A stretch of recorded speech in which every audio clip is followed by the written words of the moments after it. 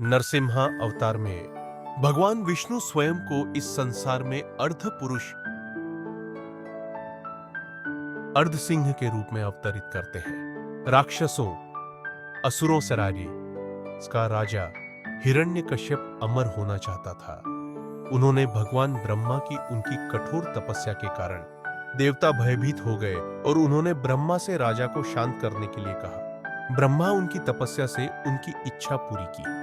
हिरण्यकश्यप की इच्छा थी कि वह न तो किसी आदमी या जानवर द्वारा मारा जाए, न दिन के उजाले में, न रात में, और न ही किसी भवन के अंदर या बाहर। इच्छा प्राप्त करने के बाद उन्होंने स्वयं को सर्वोच्च भगवान मान लिया और किसी के द्वारा भी देवताओं की पूजा करने से मना कर दिया। लेकिन उसका पुत्र प्रहलाद न रात में और न ही किसी भवन के अंदर या बाहर। इच्छा प्राप्त करने के बाद उन्होंने स्वयं को सर्वोच्च भगवान मान लिया और किसी के द्वारा भी देवताओं की पूजा करने से मना कर दिया। लेकिन उसका पुत्र प्रहलाद विष्णु का परम भक्त था।